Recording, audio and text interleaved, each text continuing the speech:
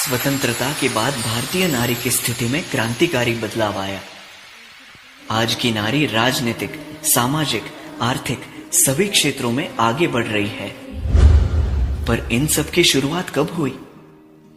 ये कहानी है 19वीं सदी की, जहां भारत देश कई सामाजिक कृत्य जैसे विधवाओं का शोषण, बाल विवाह, देवदासी, सती जैसी प्रथाओं में जकड़ा हुआ था।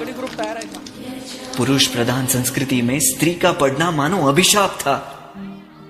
ऐसे में क्या होगा स्त्री का भविष्य?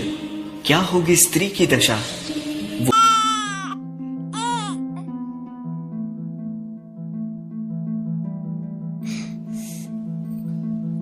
आनंदी, देखो मैं तुम्हारे लिए क्या लाया हूँ। ये किताबें किसकी है? ये किताबें तुम्हारी पढ़ाई के लिए है। तो बस अब से तुम्हारी पढ़ाई शुरू। पर आस पड़ोस में किसी को पता चल गया तो कितनी बदनामी होगी। लोग थू थू करेंगे। औरतें घर का काम करते हुए शोभा देती है। बाकी सब मैं संभाल लूंगा। ये मैं बाद में देख लूंगी। अच्छा सुनिए ना, इसका बुखार तो उतर ही नहीं रहा है। कहा था ना तुमसे कि अस्पताल में जाकर पेशाब करवा लेते हैं, पर तुमने मेरी एक ना सुनी। पता है ऐसे समय में बच्चे और माँ का अस्पताल में होना कितना जरूरी होता है। नहीं जी, मर्द के हाथों प्रसव कराने में लाज आती है। किसी भी अस्पताल में कोई महिला डॉक्टर ही नहीं है। इसका माथा तो अंगार की तरह तप रहा है। क्या? दीजिए। दादा, जल्दी से वैद्य को बुलाइए। ये तुम क्या कर रहे हो आनंदी? भगवान की बबूती लगा रही हूँ। बस आनंदी, ये सब अंधविश्वास होता है। आप यकीन तो कीजिए, इसका बुखार उतर रहा है और माथा भी ठंडा पड़ रहा है ना बाबू? देखिए। उठो बाबू, आंखें खोलो। देखो माँ बुला रही है। आंखें खोलो बेटा। उठो बाबू, आंखें खोलो। तुम्हें माँ बुला रही है बेटा। देखिए ना इसे, क्या हो गया? ये आंखें भी नहीं खोल रहा और हिल भी नहीं रहा है। उठो बाबू, आंखें खोलो। देखो तुम्हारी माँ बुला रही है। क्या हो गया? आप चुप क्यों हो गए? हमारा बाबू ठीक तो है ना? आंखें खोलो बेटा, आंखें खोलो। आनंदी, नहीं।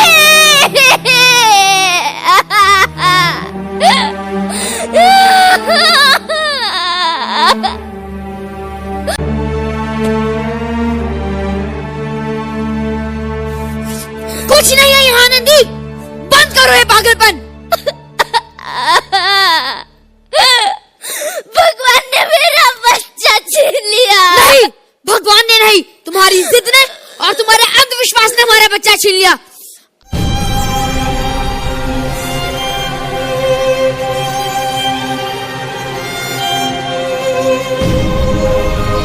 अगर कुछ पढ़ी लिखी होती तो मेरी बात समझ में आ जाती।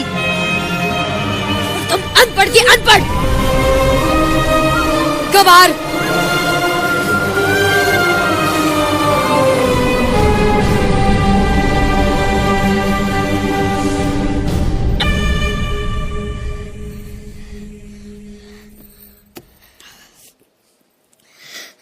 अब मैं अनपढ़ नहीं रहूंगी।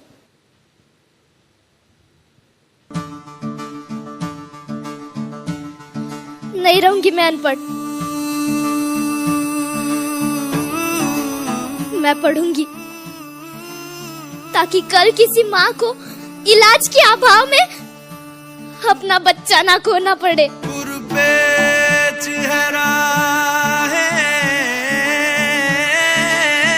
मैं पढ़ूंगी।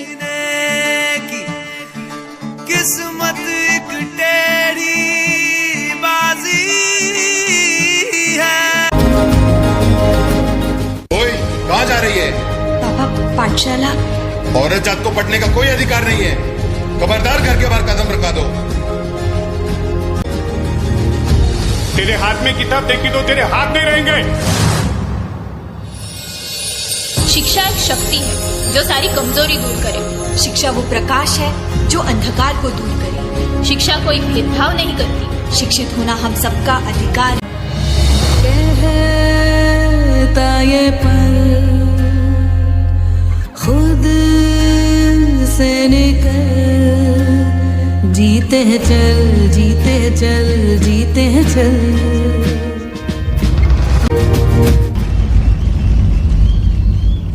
बहुत बड़ा बात कर रहे हो तुम। समाज की दुर्गति है ये।